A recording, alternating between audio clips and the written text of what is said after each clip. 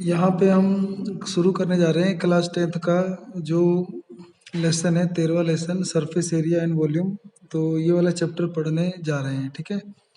तो इसके अंदर हम पहले आज वीडियो में फॉर्मूले की बात करेंगे, ठीक है। तो सरफेस एरिया एंड वॉल्यूम मतलब पृष्ठीय क्षेत्रफल और आयतन।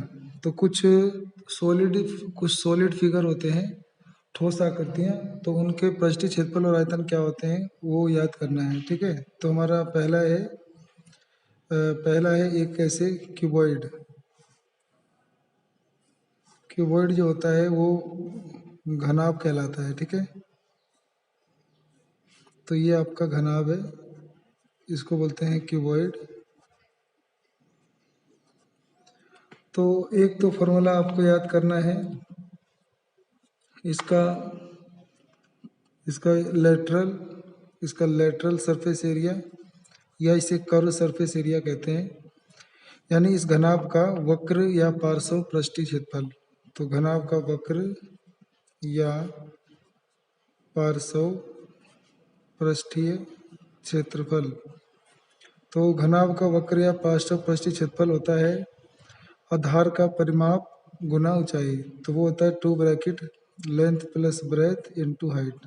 तो पेरीमीटर ऑफ बेस, इसका जो बेस होता है वो एक रेक्टेंगल होता है, और रेक्टेंगल का perimeter 2 bracket length into breadth होता है।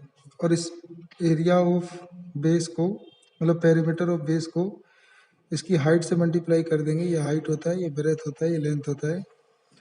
तो आपका ये बन जाता है लेटरल या कर्व सरफेस एरिया। अगला है टोटल सरफेस एरिया, इसे कुल या संपूर्ण पृष्ठीय क्षेत्रफल कहते हैं। इसके लिए चारों दीवारों का क्षेत्रफल और फर्श और छत का क्षेत्रफल सब जोड़ना पड़ता है। तो जिसके लिए फार्मूला होता है 2LB plus BH plus LH, यानी 2 ब्रैकेट लंबाई गुना चौड़ाई जमा चौड़ाई गुना ऊंचाई और जमा लंबाई गुना ऊंचाई। एक होता है इसका वॉल्यूम ऑफ क्यूबॉइड, यानी घनाभ का आयतन। तो घनाभ का आयतन का फॉर्मूला होता है आधार का क्षेत्रफल गुना ऊंचाई, area of base into height. तो एरिया ऑफ बेस होता है लेंथ इनटू ब्रेथ और इनटू हाइट। तो ये फॉर्मूला होता है वॉल्यूम का। जितने भी एरिया होते हैं उनके पास यूनिट का स्क्वायर रहेगा, यानी सेंटीमीटर स्क्वायर, मीटर स्क्वायर। और जो वॉल्यूम होते हैं यानी आयतन, वो होगा आपका यूनिट की क्यूब, यानी सेंटीमीटर की क्यूब, मीटर की क्यूब, ऐसे रहता है, ठीक है। ये याद कर लेंगे। उसके बाद ऐसे ही एक होता है घन।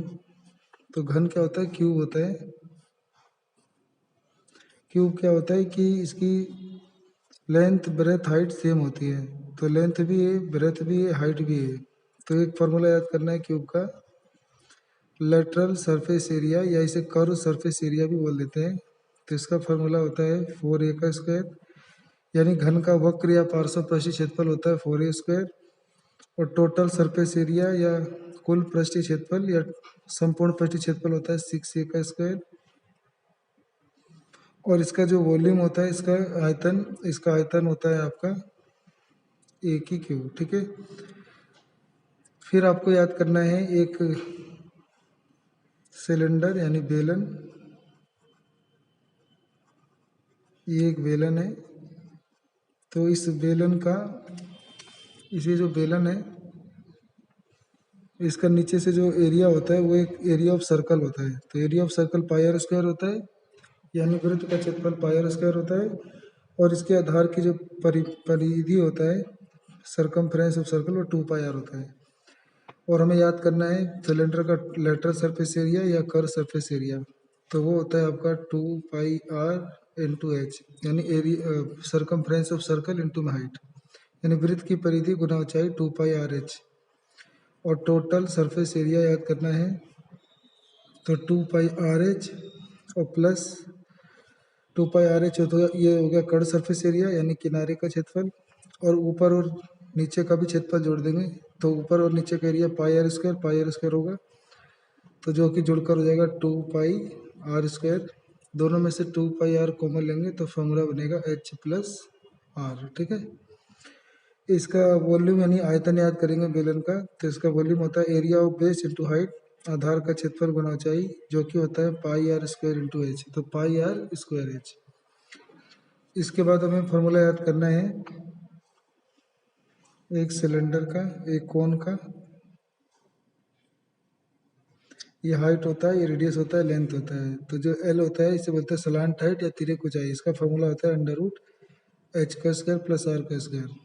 तो इसमें पाइथागोरस पर थ्योरम लगाओगे तो ये फॉर्मूला बना है। इसका लेटरल सरफेस एरिया याद करना है, इसे कोन कहते हैं यानी शंकु। तो शंकु का वक्र पृष्ठीय क्षेत्रफल या पार्श्व पृष्ठीय क्षेत्रफल होता है पाई आर एल। इसका टोटल सरफेस एरिया यानी कुल पृष्ठीय क्षेत्रफल होता है, वो होता है pi r bracket l plus r. यानी इसका टोटल सरफेस एरिया में एरिया ऑफ बेस और कर सरफेस एरिया जोड़ देते हैं। तो curved surface area pi r l और नीचे वाला एरिया ऑफ बेस होता है पाई आर स्क्वायर। तो पाई आर एल और पाई आर स्क्वायर जोड़ते हैं तो टोटल सरफेस एरिया आ जाता है। और दोनों में से पाई आर कॉमन लेंगे तो ब्रैकेट में आ जाएगा एल प्लस आर, ठीक है।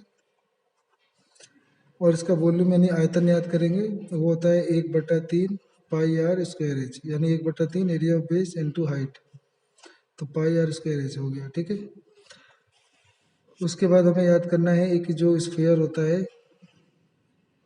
एक ये इसकी स्फीयर का रेडियस हो गया, डायमीटर का आधा होता है रेडियस, तो इसको बोलते हैं गोला हिंदी में, और इंग्लिश में बोलते हैं इसको स्फीयर। तो हमें इसका याद करना है सिर्फ सरफेस एरिया होता है इसका, curve surface area, total surface area यही होता है, और सरफेस एरिया भी यही होता है। सिर्फ पृष्ठीय क्षेत्रफल होता है इसका, वो होता है 4 पाई आर स्क्वायर। एक होता है इसका वॉल्यूम यानी आयतन, तो इसका आयतन याद करना है, वो होता है 4/3 पाई आर क्यूब। और एक होता है आपका अर्धगोला, इसे अर्धगोला और इंग्लिश में बोलते हैं हेमिस्फीयर।